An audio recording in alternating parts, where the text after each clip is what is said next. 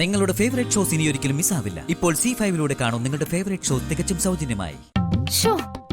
ആരാ രോഹിതേട്ടാ ഈ സമയത്ത്? വീട് പൊന്നെ, ഞാൻ പോയി നോക്കിയിട്ട് വരാം.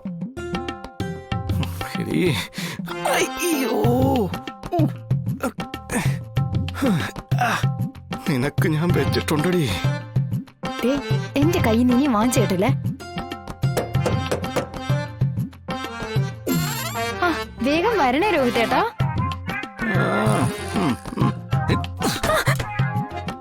അയ്യോ,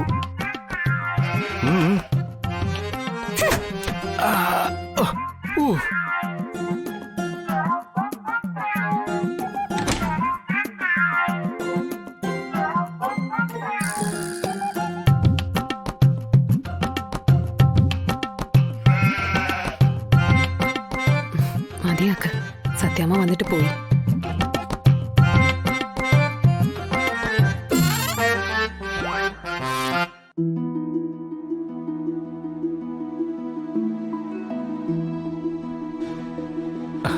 എന്തായാലും വിവരം അറിയിച്ചതിന് നന്ദി. പങ്കജ് ഇങ്ങോട്ട് പതുങ്ങി കയറി വരുന്നത് കണ്ട ഞാനിത് ശ്രദ്ധിക്കുന്നെ.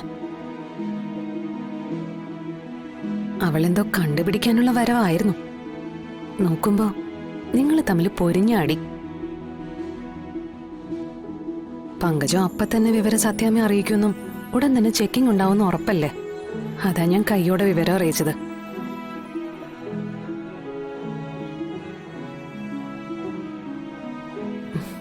രോഹിത്തെ, ഒന്ന് പുറത്തു വന്നേ.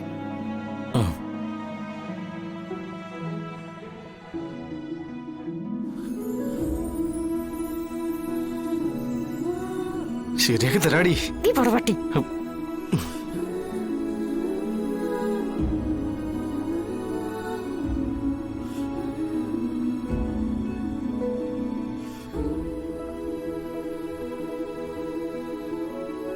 എന്താ നിങ്ങൾക്കിടെ ഇപ്പൊ എന്താ പുതിയ പ്രശ്നം?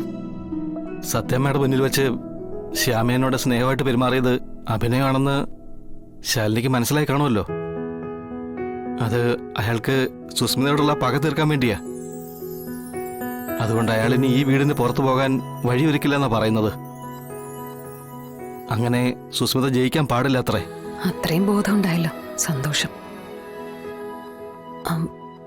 അല്ല, അതിന് രോഹിത്തുമായിട്ട് എന്തിനാ വഴക്കിടുന്നത്? അത് ഞാൻ റൂമിന് പുറത്ത് കിടക്കാൻ പോവെന്ന് പറഞ്ഞു. അപ്പൊ സത്യാമ്മ അറിയില്ലേ ഞങ്ങൾ തമ്മിൽ പിണക്കമാണെന്ന്. അതെന്തിനാ രോഹിത്ത് റൂമിന് വെളിയിൽ കിടക്കാൻ പോയത്? എനിക്കിഷ്ടമുള്ള കാലത്തോളം ഞാൻ ഇവിടെ താമസിക്കും. ദീപക് അവൻ വരുന്നതുവരെ മാത്രം. അക്കാര്യം ഇപ്പൊ പറയണ്ട. വെറുതെ എന്തിനാ ഇനിയൊരു പ്രശ്നം കൂടി. രോഹിത്തെ, എന്താ ആലോചിക്കുന്നേ? എന്തിനാ റൂമിന് പുറത്ത് കിടക്കാൻ പോയെന്ന്? അല്ല, അതൊന്നും ഇല്ല ശാലിനി. അക്കാര്യം ഇപ്പൊ പറയണ്ട. വിഷ്ണു ശാലിനിയൊക്കെ കൂടി ശ്യാമയെ കുറ്റപ്പെടുത്തും. വെറുതെ അയാളെ എന്തിനാ വിഷമിപ്പിക്കുന്നത്? രോഹിത്തെ, ശ്യാമയെ പറ്റിയുള്ള എന്തോ ഒരു രഹസ്യം രോഹിത്ത് ഞങ്ങളിന്ന് വിളിക്കുന്നുണ്ടല്ലോ.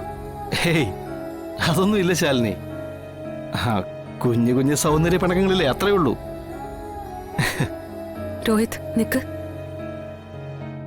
ഒരു പക്ഷേ ഞങ്ങളെക്കാളൊക്കെ ശ്യാമയെ സ്നേഹിക്കുന്നത് രോഹിത്തായിരിക്കും. ആ സ്നേഹം അവള് മാത്രം തിരിച്ചറിയുന്നില്ലല്ലോ എന്നാ.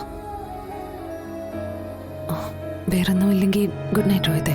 ശാലിനി, ഒരു മിനിറ്റ്. ശ്യാമ ഏത് സിലബസാ പഠിച്ചത്?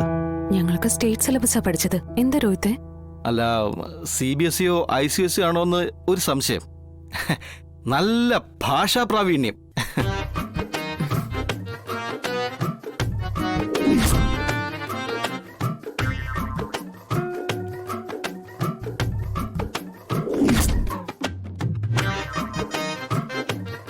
ഞങ്ങള് കുടുംബമായിട്ടേ അങ്ങനെയാ. അപ്പൊ വിഷ്ണുവിന്റെ രാജീവ് സാറിന്റെ കാര്യം കട്ട പോകാം. അല്ല, ഈ ശ്യാമ കബഡി അല്ലാതെ വേറെ എന്തെങ്കിലും പഠിച്ചിട്ടുണ്ടോ? കരാട്ടയോ കുംഫുവോ അങ്ങനെ എന്തെങ്കിലും? ഏയ്, അങ്ങനൊന്നുമില്ല. രക്ഷപ്പെട്ടു. പിന്നെ കുറച്ച് മർമ്മവിദ്യ പഠിച്ചിട്ടുണ്ട്. പെണ്ണുങ്ങൾ അത് അറിഞ്ഞിരിക്കേണ്ട അത്യാവശ്യമാണെന്ന് പറഞ്ഞ് ചെറുപ്പത്തിലെ കുറുപ്പ് സാർ ഞങ്ങളെ ഒരു കളരി ആശാന്റെ അടുക്ക കൊണ്ടാക്കിയിട്ടുണ്ടായിരുന്നു. ശരിയെന്നാ. അല്ല ശാലിനി, ഈ പറഞ്ഞ ആശാൻ ഇപ്പോഴും ജീവിച്ചിരിപ്പുണ്ടോ? ഉണ്ടല്ലോ. ആ, അവിടെ ഈ ഉഴിച്ചിലും പിഴിച്ചിലും തടവലും അങ്ങനെ എന്തെങ്കിലും? ആ ഉണ്ട്. ചിലപ്പോ അല്ല, മിക്കവാറും ആവശ്യം വരും. ശ്യാമ ഒരു പാവ രോഹിത്, കുട്ടികളുടെ മനസ്സാ. ഓ ഓ എന്നാ ആ, ശരി. ശരി.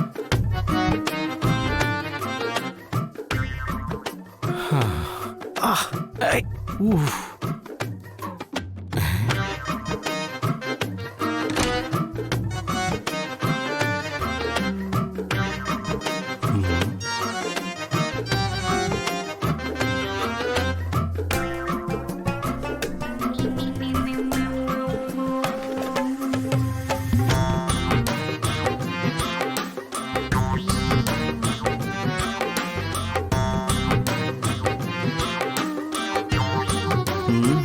എവിടെ പോയത്?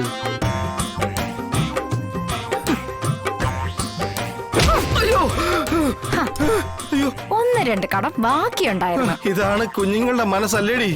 അയ്യോ, അടിക്കരുത്, തന്നെ ഞാനിന്ന് അടിക്കരുത്, എടി അടിക്കരുത്, അടിക്കരുതെന്ന്, തല്ലരുത്, വേണ്ട.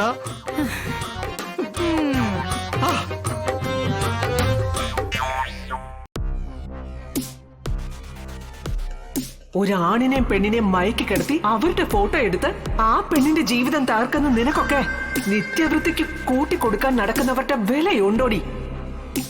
അവളുടെ ഒരു പവർ പൊളിറ്റിക്സ്. കരക്കടി പുറത്ത്.